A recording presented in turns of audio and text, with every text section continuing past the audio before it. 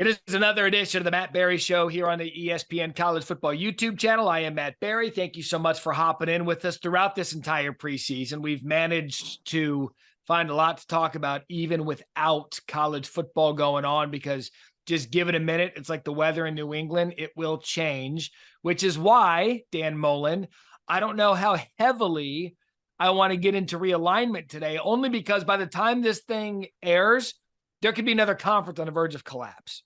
Absolutely. Well, it's college football season year round now. That's what it is, right? So it seems to never end. We have in season, then we have the postseason changes and transfer portal, then we have recruiting window, then spring ball, and usually summers. We talked about this before. Is like the negative time where it's like something bad happened to this program or something bad. But this summer now has just been mayhem, and who knows? There might be a brand new conference by the time this show airs or the season starts. Oh, without question. With everything that's gone on over the last week, with the Pac-12 on life support, in the matter of hours, to now a new Big 12, a new Big 10, and everything going on in between. But the only way that I want to get into realignment today, Coach, is relative to on the field this year.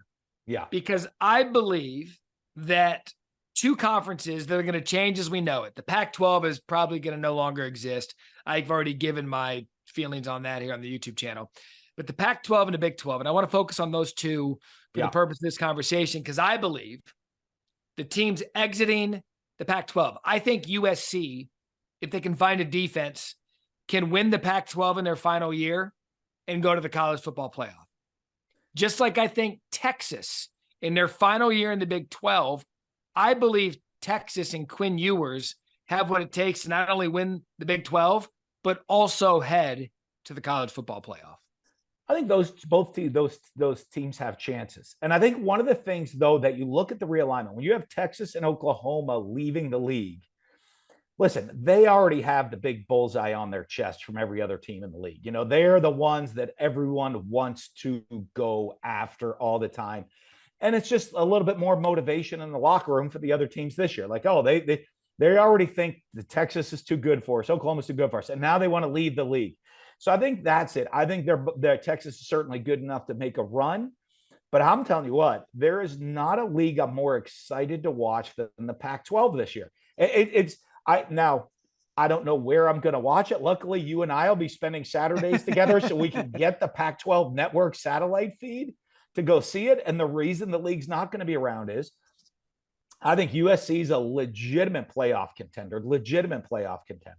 They got to go deal with Utah and who's the two defending two-time. Beat them twice last year. Yeah. Then they got to go to deal with Oregon and Washington, who are two explosive teams with veteran quarterbacks and playmakers all over the place. And don't forget about Oregon State that found a way to win with a great O-line, DJ Uyunglele coming in at quarterback, their running backs coming back. And better than all of that, they all play each other. Right. I'm looking and you're saying, okay, SEC this year. Well, Georgia's going to represent the East. That's already done. Blocked. And, probably it'll either be LSU or Alabama, you assume, in the West. And that's done. But imagine if everybody is playing each other. It is going to be the most entertaining conference in its final year. The swan song of 100 years of Pac-12 football could be one of the most exciting years in the league. And that's what drives me nuts about this. Absolutely nuts is when you look big picture across the college football country, and you hit on it. The SEC, we believe, Georgia's schedule. It's still the SEC. You still got to play Tennessee, South Carolina, Florida. I'd love to see them play Alabama and LSU and A&M or something during the regular season, right? I mean, wouldn't that be fantastic? Like the Pac-12. It would, and that's why people have been wanting that 9-conference game schedule to see something like that. But I think we agree with the SEC top to bottom, still the best league in the country.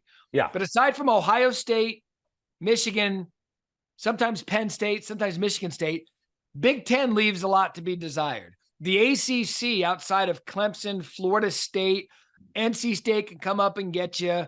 North Carolina with Drake May coming back, Miami, but that's a pretty top-heavy league with 2.5, 3 teams. Big 12, Texas, Oklahoma, Baylor sometimes.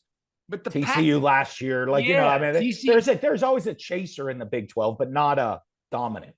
But the Pac-12, top to bottom, you could argue is the most compelling and competitive league in the country. And we just willingly said, hey, forget 100 plus years of history. We know that you've been around in some form or fashion since 1915.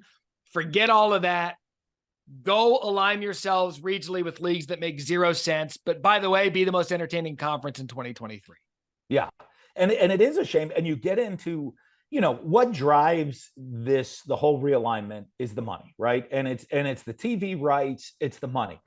And don't think it is just, hey, the athletic department or these people want it. It is the president of the university that's sitting there and saying, if I move over to this league, I essentially just got a massive donor giving money to the school, because the TV money is going to go above and beyond the athletic department budgets. Yep. And guess where that surplus goes? And guess what the presidents, when they sign that deal, is say, hey, athletic department, you get this much of the cut, but the university gets the rest. And what is a shame is maybe if it was one more year, if the Pac-12 had one more year, and I know the TV rights were coming up, and everybody looked at it and said, boy, okay, we're going to go be aggressive. The Pac-12 kind of, they stayed pat. And I know because of the academics that they had and some of the things they had, but there were a couple teams out there that, you look at the quality of football that they snubbed their nose at Boise State for all those years. Yep. It was a quality football team that people actually enjoy to watch. They could have maybe even thrown in a UNLV, right? With the Las Vegas market and the new football stadium. And everybody can't wait to get to Vegas to go watch football games. Their biggest miss, sorry to interrupt, but on this line, Coach, their biggest miss was 2-3 years. BYU should have been in this league for the last decade. I mean, BYU is the other big one. And all of a sudden, you own the West Coast. You maybe get some negotiating rights, and your TV rights were coming up in a year where you're the hottest thing in the country. And you know what? There's more, I know for us at ESPN, we have our deal. We have great football. There's things going on. But the other networks are starting to get more into college football. There would have been a pretty good market for it, I think, to upgrade it a little bit. And I think it would have been a great change, and I would have loved to seen somebody. I wish college football, I'm getting in some trouble for this one, would put the pressure, and it comes with one statement. You have to be in a conference to make the playoffs. At that statement, Notre Dame has a choice. Right? They can go to the ACC. They could have gone to the Pac-12 because they play a bunch of those teams. The Pac-12 would have taken them with open arms. And all of a sudden, they are saving a conference, Notre Dame does, instead of being able to kind of say, hey, we're doing our own thing because we get every access, whether or not we join your conference or not. The second they say you have to be in a conference to make the playoff, you force Notre Dame's hand and say, go ahead, pick where you want to join. And that would have really, I think, kept a lot of these conferences in college football alive, because I don't know if Notre Dame would have gone to the Big Ten. I don't think they would have. You don't, because regionally, now let's stop pretending regionality, if that's even a word, still makes sense. Because if you're talking about regionally, Notre Dame to the Big Ten is a home run. Yeah, it would be. And you're also talking about regionally, back to the Pac-12, I'd have added San Diego State. Yep. I'd have added Fresno State. I know the academic wonks are going to get in here and go like this, but I'd added San Diego State, Fresno State, BYU, and Boise State. Those 4 teams to make a 16-team league would have been compelling. And that's a great league. If you could have stuck, if Notre Dame's hands would have been forced, I think they would have had to go Pac-12. They would have gone Pac-12 or ACC. They might have gone, looking at the money. But you know what? Notre Dame doesn't need. I mean, trust me, they have quite a bit of money. I think at that school in the alumni fund there, and the endowment. But what is it like? We're gonna get fine, but that's what this show is. It's about open conversation about the sport that we love. I want to know, and I grew up a Notre Dame fan, because I could always watch them early in Arizona. And then my parents had season tickets to Arizona State at night. So I would always watch Notre Dame during the day. I can name you Rick Meyer, Ron Paulus, Reggie Brooks, Jerome Bettis. I can give you all the Notre Dame stuff you want to know. But why? Why does Notre Dame continuously get to play by their own rules, their own TV contracts, their own TV network, while the rest of college football is cratering in around them? Yet Notre Dame, who's been to the college football playoff, hasn't had much success in the college football playoff, but they've been. Why is it? This isn't the 1950s. This isn't even the 1990s when Lou Holtz was there. What is it about Notre Dame that they continue to just stand on an island and let everything around them crater? I don't know. You need to, it would be interesting to be in those meetings because their AD gets the same pull as every other conference commissioner. They are their own conference. And nobody, I don't know whether it's a legal battle or what it is. And I think the fact they've gotten in the playoff gives them some right because you're looking, okay, Florida, Tennessee, Texas, USC, Penn State. What are all these, Miami? What are all these powerhouse names have in common? None have made it to the college football playoff yet. None have ever played in a college football playoff game. These are all teams that have won a national title. Okay. I think all of them, maybe with the exception of Penn State, since the last time Notre Dame's won a championship, but none of them have made the playoff yet, and all these powerhouses. I think it's the commissioner saying, hey, we're done. This playoff is going to be a conference champion and then some conference at-large bids playoff. It's a conference playoff. And I don't know. They haven't been able to get to it. I think if you do that, you have to find, it's going to force some hands, but you start with finding room for the Army or the UConn. Someone's got to suck it up and take those teams that don't have a current affiliation. But you do get them into leagues, and all of a sudden at that point, Notre Dame's on an island by itself. It says you no longer have access. And at that point, they have to join. Yeah, and I never even thought of it that way because I think where we all agree this is headed, a 60-team, 64-team super league that would probably eventually break off from the NCAA And do its own thing. And they do their own thing. They crown their own champion. And then what's left of the schools that are still in the NCAA that aren't a part of that 60 to 64 team thing, they compete in their own schedule and have their own championship, which, by the way, I think could be compelling. But at the end of the day, what's not compelling is looking at a map that makes zero sense with where these teams are regionally located. Right. That's our realignment bit.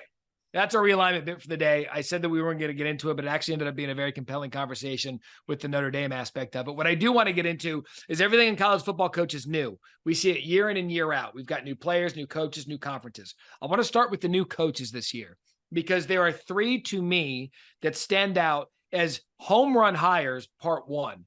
But part two of that is a home run hire in a position to succeed immediately. Luke Fickell at Wisconsin, Matt Rule at Nebraska, and Hugh Freeze at Auburn. I look at those three hires. I know there's a bunch out there, but those are the three that I ID that I believe that could have an immediate impact at their school. For you, between the three of them, which do you believe is the best fit right now at the new school for the new season? Well, I think Luke Fickell has the most success early because I think he's walking into the best set up program. Off the bat, I think their fans are going to be accepting. He's going to bring a little bit more of an open offense than they've done in the past, but they're going to have talent. They're going to compete, and I think they're going to have the opportunity to win right away. I think he's going to be very accepted because of that. And I think their fan base is, and I'll get to the fan base part of it in a second of why he's going to have the best success early. I don't know long run, but definitely early. Matt Rule's going to come into a Nebraska fan base that is, I mean, it's hard to argue if there's a more passionate fan base for their team and passionate, loving fan base of their team. There you go. Because I'm going to get to number three here in a second. But I think he has a chance to come in. I think Matt Rule's going to come in. I think the team's going to have a little bit of success. And I think the fan base immediately, even though Luke Fickell's might, I think, will win more games this year, have a more successful season, I think the fan base at Nebraska are going to see a light with Matt Rule. And I think that will reinvigorate their fan base, which is crazy that they need to be, and get them so excited about the future that I think he will have success. Now, I think Hugh Freeze, great fit at Auburn. He knows the league. He has success. He's beaten Alabama, right? I mean, He checks every single box. And now the problem he's going to deal with is they're playing in the SEC West. Yep. Okay. Which is hands down the toughest conference, toughest league within a conference, the SEC Toughest West. league in sports. It is from top to bottom. And, as you always said, after coaching on that league for 9 years, okay, someone you think about it, there are 7 fan bases that think their team's going to win not just the SEC but national championship and expect that, and someone has to finish last. Like, you don't think like it's who's going to win the West. Someone in that league has to finish last, and it's like the apocalypse has happened. Well, and we all know the Auburn fan base. So I think even though Hugh can have long-term success there, I think he's a great fit for the school. I think early on, it's just going to be, it will be the worst of the 3 guys. He will have the worst of it this year, just because of where he is, where they're separate, where their talent is compared to the rest of the league, and who he has to play week in and week out.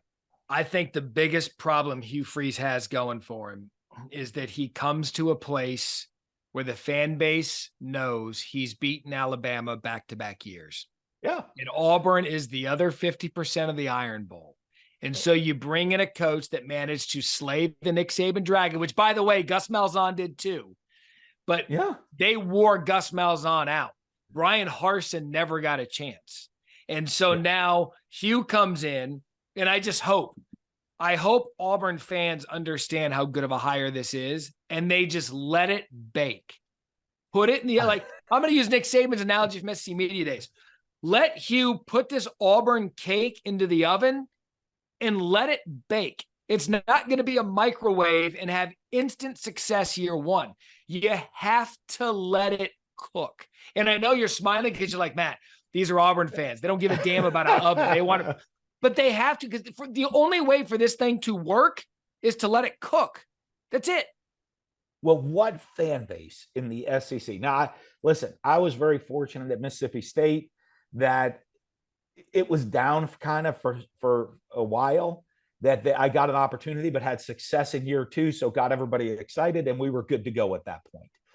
But there are not a lot of fan bases within that league that are going to let things sit and bake. Now, the ones that did, Mississippi State, while I was there, had a lot of success. Look at Mark Stoops right now. There you go. That's Kentucky. A good one. Yep. I mean, normally after year 4, Mark Stoops would have been fired.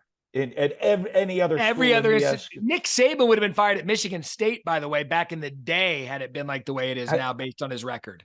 But they were patient. They let it go, let him build this consistent winner. And now you expect Kentucky to be a solid team year in and year out. Yeah, it'll be interesting. South Carolina, the patience they're going to have right now, because there's excitement around Shane Beamer. Hey, you beat Tennessee and Clemson last year. Let's go. Let's take the next step. The fan bases, I always say this, and the SEC is the ultimate deal. Okay. If you go out to eat, okay, and you're used to eating McDonald's, all right, and then you go to Smith and Walensky's and you have that steak and you slice into it, or you're eating lobster, right? And all of a sudden you realize this tastes good. I don't want to go back to the hamburger. I like the lobster and the steak. Okay. So all these fan bases, as soon as they taste it, that's all they want. They don't want to go backwards. Well, Auburn, all the success throughout the years, the championships, they're not into the hamburger. They want the steak and lobster, and they want it now, and they're not ready to go taste anything else. Yeah, but sometimes you have to go on a diet in between and understand, like cutting some of this stuff out before you get to eat the big steak dinner. And that's why I believe that long-term, the SEC expectation is what makes the sport beautiful. Yes. But when you look at Matt Rule, I was one of those that said Nebraska better be careful with Scott Frost, because if you chase out your legend, if he can't do it, then who can? Yeah. I think Matt Rule is the answer to that question, because he's a program builder. I spent time with him when he was down at Baylor to do a story on him for SportsCenter, and the mess that he walked into Baylor post Art Briles and what he was able to do with Baylor and his time there is one of the more remarkable coaching jobs in college football history. So he understands how to build a program. And I think Nebraska and the fan base understands that they've seen so much bad. I think, to your point, they're just going to be happy to see something better and give him time. Wisconsin's the same way. Look, Wisconsin's the league of Barry Alvarez. Brett Bielema went to the Rose Bowl 3 consecutive years, so we know that Wisconsin can do it. That's why I think Fickell and Rule, in terms of support around what they're trying to do, I think, put it this way, I think the Big Ten believes in ovens more than they believe in microwaves. The SEC loves a microwave. They love microwave popcorn. Oh, yeah. But the Big Ten likes a nice, slow cooked rump roast to just kind of slowly marinate until it's to perfection. Yeah, the second it gets cool in the SEC, they're not happy anymore. That it's got to be hot, that food, at all times, and I need it now. So when I want it, when I'm ready to go. What if Hugh went up? You were an SC coach and had high success there. What if you went up to the podium and you got hired at Auburn, and you in your introductory press conference, you look at the camera and you look at the microphone and you say, I'm as excited as you are about the potential that this program has, but I'm going to need time to build this to where it needs to go. What if you said that as a head coach in the SEC at your opening press conference? Yeah, I think what would happen is the first question would be, Coach, what's your definition of time? Is that like, you have spring ball, training camp? I'm looking at the schedule. So by week 3, do you think you're going to be ready? Is by week 3 enough time for you to kind of roll that team out there that we need? No, I think the fan bases are so passionate and they want. Now, I will say this. I think Hugh can create energy and excitement with winning certain games. And if you look at Hugh's background, he wins some big games. Maybe he'll lose some that he shouldn't lose, but he'll win some maybe he shouldn't win. And what that does early on is that's going to give the fan base some excitement. Now, longer term, they could get frustrated because, like, hey, we shouldn't lose that game that maybe we lost. However, if he can come out and pull out an upset or two over one of the big games in the SEC this year on the schedule, that is our guy. Hey, maybe he Alabama and LSU both this year. If he ever got, and Georgia, they got to play all 3. Mm-hmm. If he got one of them, that gives the fan base, we're on the right track. Yeah. Right. We're that one example of like, okay, yeah, this is why we brought him in. He's got the big one. Hey, yeah, we're rebuild. Then you can grasp on we're rebuilding if they lose some other ones. Hey, we're rebuilding, but he showed he can win and go beat the big boys, which we want to go beat. It's going to be a fun season no matter what with some of these new coaches at their new schools. We want to wrap up with a couple of other new elements to this season or new things that could really propel a team. We'll go quickly on this one. New player via the transfer portal, a new player with a new school that can immediately step in and say, I'm going to make an impact on this team, and because of me, I'm going to take this program to new heights. Well, or not new heights, or put them in a contention. I think a spotlight player, is an easy one. A Sam Hartman going to Notre Dame because you're the quarterback at Notre Dame. You're under the spotlight. He's had a lot of success running a different style offense, but I love his poise. I love his leadership. I love how he wins. I think he's going to be in a big spotlight, and I think that's going to be interesting. Devin Leary was an exciting player at NC State, and now he's at Kentucky. Okay, they're going back. They're kind of, Kentucky's that sleeper team a little bit, that they play a style. They play good defense under Mark Stoops. They're physical. Okay. They can run the ball. They got a little bit of a gunslinger at quarterback. Can they come up and take a big jump? I'm excited about that one. An interesting one to me that was out there is Cade McNamara. Okay. Iowa, we know they're going to play defense, right? I mean, we know that. Yeah, if they can score 21 points, they might go undefeated. If they can score 21 points in every game, they're that type of a team. We know they can run the ball. But you know what? When he was at Michigan, they were that type of team. But he's got the size. he might be a step above a quarterback they've had in a long time that can make some things happen in the pass game, right? Because the one thing they need to do is score points. Okay. And you can sit there and say, we're going to be 3 yards in a cloud of dust. We're going to be physical. We're going to play ball control. Eventually you got to score points. Does he have the arm that can push the ball down the field and score points for him? That's going to be great. And those are the quarterback guys that are out there. Right. And look, and that's on Brian Ferentz to finally make something with a quarterback at Iowa, because Cade McNamara does come in. He led Michigan to the college football playoff. He's got the bona fides. Yeah. Use him, because if you're Iowa, you may not get this opportunity again to bring in a guy that's that skilled to match the team that you have to always win a winnable Big Ten West. You don't have to go spreader that. You just have to have a throw game. But there are some guys out there I'm going to give you that are excited, that I can't wait to see, that are the non-quarterback guys that I think are impact players.